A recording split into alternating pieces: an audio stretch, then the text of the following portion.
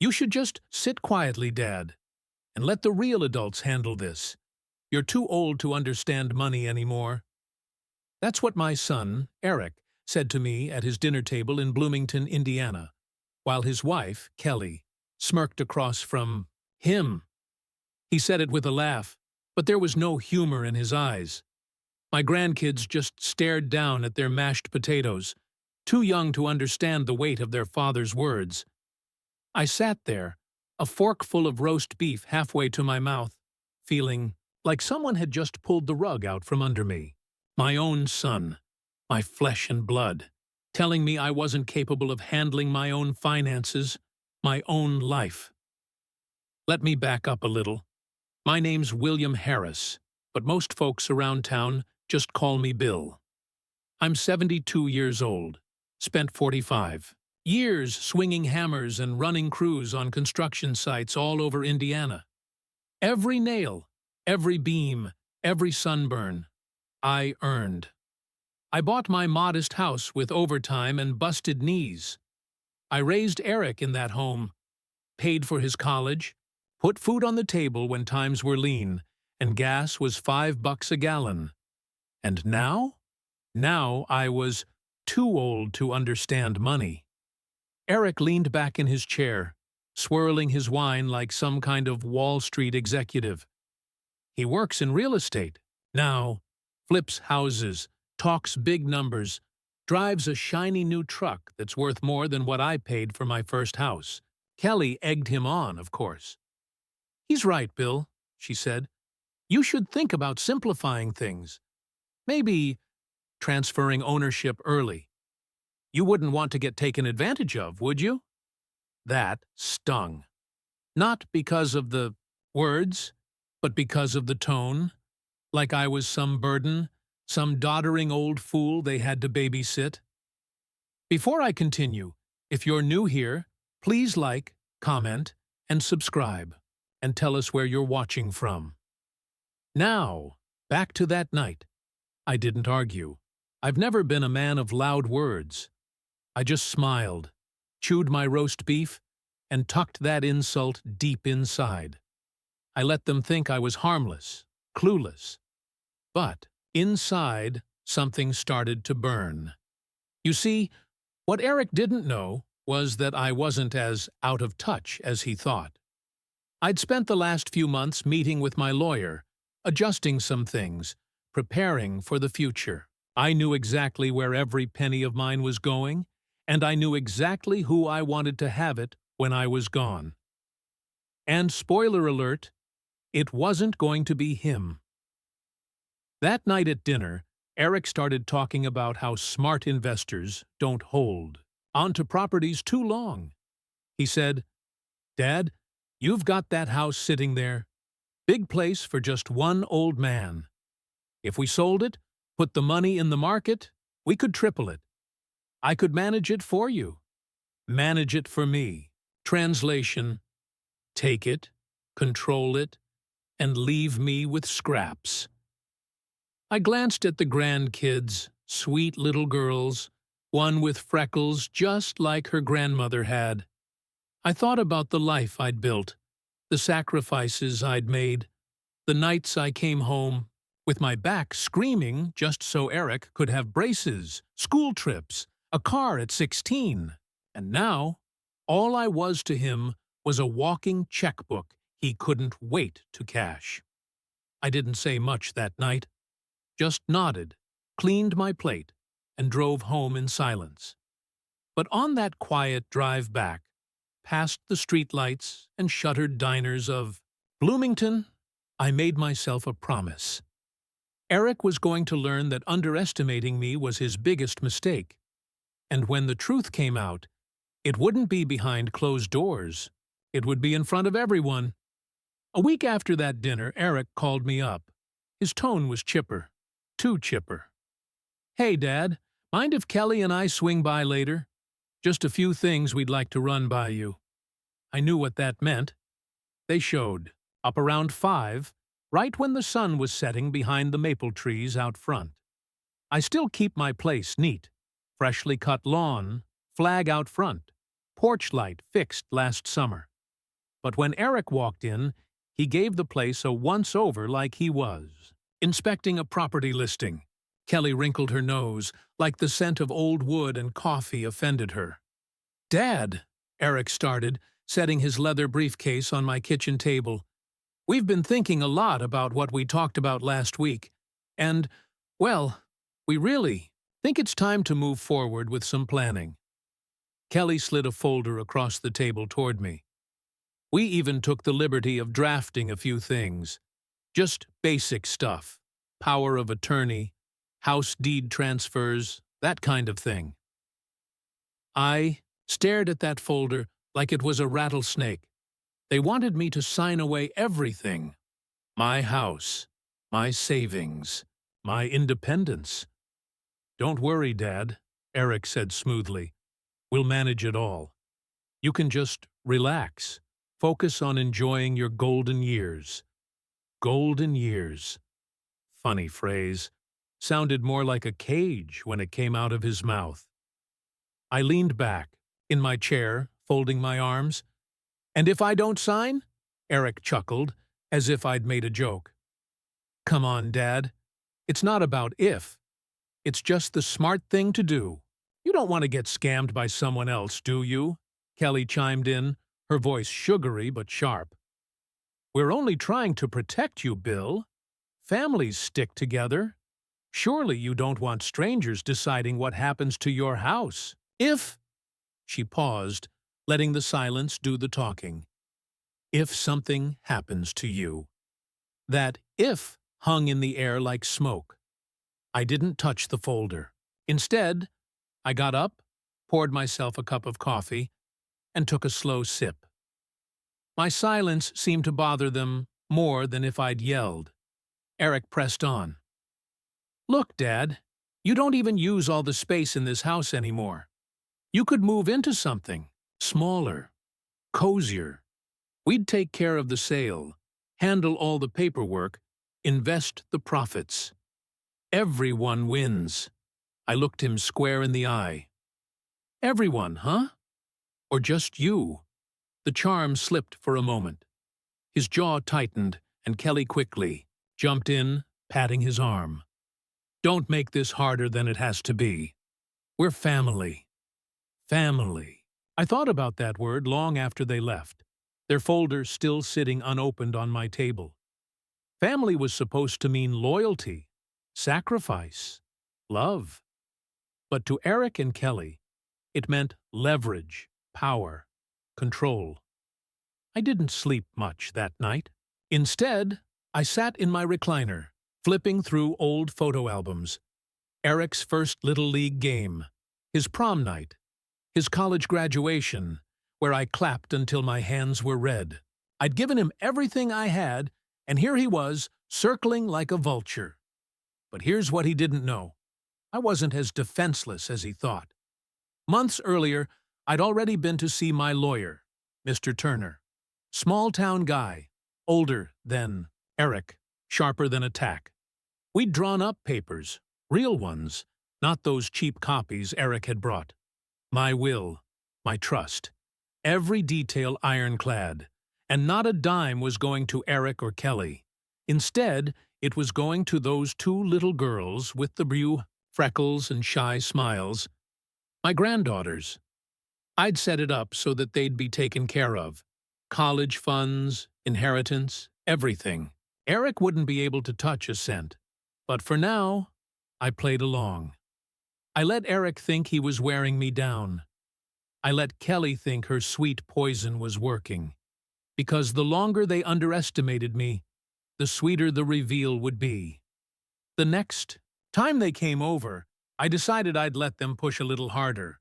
Just enough rope for them to hang themselves. And trust me, they were about to. 2 Sundays later, Eric invited me to brunch at a local diner, the same one I'd been eating at since the 1980s. The place smelled like bacon grease and fresh coffee, with the old neon sign buzzing faintly in the window. I thought maybe, just maybe, he wanted to patch things up. But I should have known better. As soon as I walked in, Eric waved me over. He wasn't alone.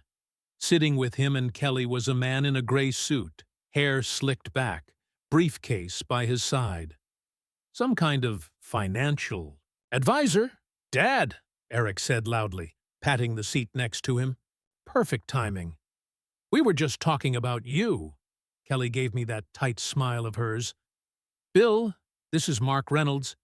He's one of the best investment guys in Indiana. We told him about your situation. Situation. Like I was already half in the grave." Mark leaned across the table, extending his hand. "Pleasure to meet you, Mr. Harris. Your son tells me you've got a nice property and some assets that could be put to much better use. I'd love to walk you through some options." I didn't shake his hand. Instead, I slid into the booth, ordered my usual black coffee from the waitress, and listened. For the next 30 minutes, Eric and Kelly laid it all out, loudly, so half the diner could hear. How my house was wasted space, how my bank account was vulnerable, how I needed guidance before I made a big mistake. Every word was like a knife. And the worst part? I could feel eyes on me from nearby tables. Folks I'd known for decades, now watching me get paraded around like some senile old fool. Finally, Eric leaned forward, lowering his voice just enough to sound serious. "Dad, we've got paperwork ready. All we need is your signature. Once you transfer the house and accounts into our management, you won't have to worry about a thing." Kelly placed her hand on mine, as if she were doing me a kindness. "Think of it as securing your legacy." That was the moment. The turning point. I looked at my son, the boy I'd carried on my shoulders at county fairs, the young man I'd taught to change his first tire, the man who now saw me as nothing more than a piggy bank. And in that moment, my decision crystallized. Was done playing along, but I didn't show it. Instead, I let a small smile curl on my lips. "Well," I said slowly, "maybe you're right. Maybe it is time to make some decisions." Eric's eyes lit up. "Exactly, Dad. That's what we've been saying." Kelly squeezed my hand tighter. "You'll thank us later." I nodded, sipping my coffee, my heart pounding steady and calm. They thought they'd won. But in truth, they'd just handed me the perfect setup.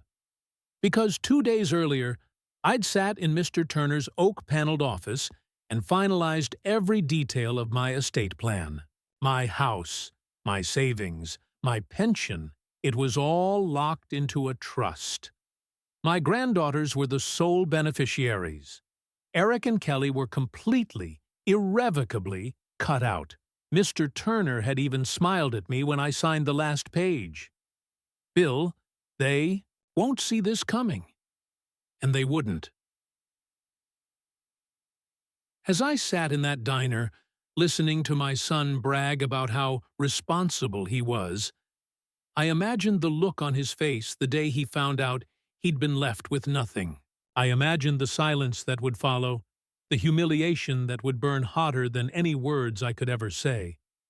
But for now, I just stirred my coffee and let them talk, nodding as if I were on board. Little did they know, the trap was already set, and soon, very soon, they'd walk straight into it.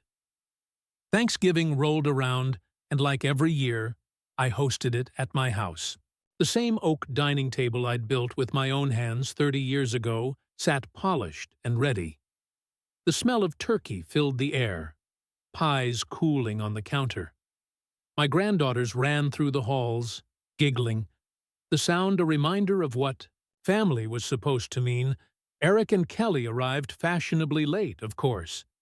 He wore an expensive new blazer, she in a dress that looked like it belonged in a glossy magazine. They swept into the house like they owned it, greeting relatives with practiced smiles. "Dad," Eric said, loud enough for the room to hear, "don't worry about a thing this year. Kelly and I are taking over soon. Won't be long before this house is ours to host in." I noticed the way a few relatives exchanged looks, Whispers spread like wildfire. Kelly, smirking, added, "It'll be so much easier once the paperwork's signed. Bill deserves a break from all this responsibility." That was their mistake. They wanted an audience? They had one. I cleared my throat, tapping my glass gently with a fork, until the chatter died down. Every eye turned toward me. "Since it's Thanksgiving," I began, my voice steady, "I'd like to make an announcement. About the future. About this house. About everything I've worked for." Eric grinned, certain he knew what was coming. Kelly leaned forward, practically glowing, with victory. I looked around the table, my gaze resting on my granddaughters. "I've made some changes. Important ones. This house, my savings, my pension, it's all been placed in a trust." Kelly clasped her hands together. "Oh, that's wonderful, Bill." "For my granddaughters," I finished, cutting her off. The room went still. Eric blinked, his smile frozen. "Wait, what?" I met his eyes. "Everything I own will go to them. Their education, their future, their security. Not a penny will pass through your hands." Kelly's face drained. "Of color. That's... Bill, you can't be serious." "Oh, I'm dead serious," I said, my voice carrying through the room like a hammer strike. "Mr. Turner, my lawyer, finalized it weeks ago. It's ironclad, irrevocable. You two are out." Gasps rippled around the table. My sister clapped a hand over her mouth. My brother-in-law muttered, "Good for you, Bill." Eric's face turned red, then purple. "Dad, you don't understand what you're doing. You're being manipulated. You're not thinking straight." "I'm thinking clearer than I ever have," I interrupted. "You sat in this very room, in front of family, and treated me like a burden, like a fool too old to know what's best. You paraded me in a diner like I was senile. You shoved papers at me like I was too dumb to read. Well, guess what? I read every word. And I made sure you'll never touch what I built." Eric slammed his fist on the table, rattling the dishes. "This is a joke. Tell them you're kidding." But no one laughed. Not a soul. Kelly tried to salvage the moment, her voice trembling. "We were only trying to protect you." "Protect me?" I shook my head. "No. You were trying to strip me of my dignity, my independence, my life's work. And now you've lost it all." The silence that followed was deafening, broken only by the sound of my granddaughters giggling in the hallway, unaware that their future had just been secured. Eric pushed back from the table, his chair screeching against the hardwood. "You'll regret this, old man," he spat. Kelly grabbed her purse, her face twisted with rage. Together they stormed out, leaving behind nothing but whispers and the scent of burnt pride. I watched them go, feeling the weight lift from my chest. For the first time in months, I could breathe easy. But I wasn't finished. Not yet. Because the real kicker, the part Eric would never see coming, was still to come in black and white. A week after Thanksgiving, Eric and Kelly received the letter. I knew because my lawyer, Mr. Turner, called me first. His voice carried a hint of satisfaction, like a man who'd been waiting years to deliver justice. "Bill," he said, "the trust has been formally filed with the county. Irrevocable. Copies have gone out. Eric and Kelly will know by tomorrow." And, oh, they did. I was sitting on my porch, coffee steaming in the cold December air, when Eric's truck came tearing up my driveway. He didn't even bother to shut the door before storming up the steps, paper in hand. "Dad!" he shouted, face red, veins bulging. "What the hell is this?" He waved the letter like it was a death sentence. You cut me out? You gave it all to them? Your granddaughters? They're kids, Dad. They don't know what to do with money. I stayed seated, calm as the winter sky above us. That's why. It's in a trust. They'll have guidance, protection. They'll be taken care of. Just not by you. Kelly stumbled up behind him, mascara streaking down her face. Bill, please, you can't do this. We were counting on... I cut her off with a raised hand. That's the problem. You were counting on my work, my sacrifices, my home, as if it was owed to you. But I don't owe you a thing. Eric jabbed a finger at me. You're making a mistake. You'll regret this when... When what? I asked, finally standing. My voice was steady, measured. When I'm gone? No, Eric.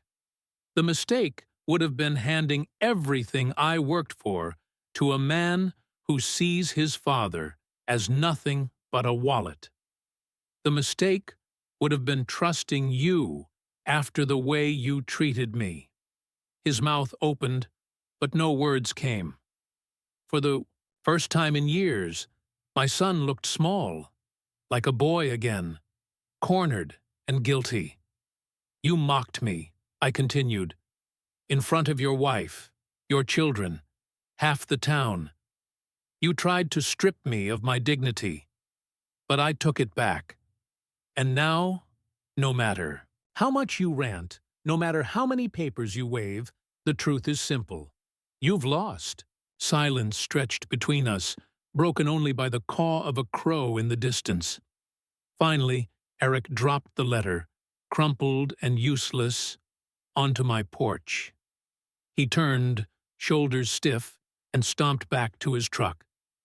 Kelly followed, muttering under her breath, too humiliated to meet my eyes. They drove off, tires spitting gravel down the lane. I sat back in my chair, sipping my coffee, watching the last of the autumn leaves drift across the yard. For the first time in a long time, peace settled over me. Not because I'd won some battle of wills, but because I'd done what was right. My granddaughter's laughter still echoed in my ears from Thanksgiving night. That was my legacy. Not Eric's greed, not Kelly's schemes. Them. Their future. Their chance to grow without the poison of entitlement choking them. Poetic justice doesn't always come with fireworks. Sometimes it comes with silence. Silence where manipulators once shouted. Silence where you finally hear your own heartbeat steady and strong. I looked out over the home I built, the porch I'd hammered nail by nail, and I smiled. My work was done, and my so-called villains? They had nothing left but their pride. And even that was cracking. Us your thoughts in the comments. And don't forget to like, share, and subscribe for more stories.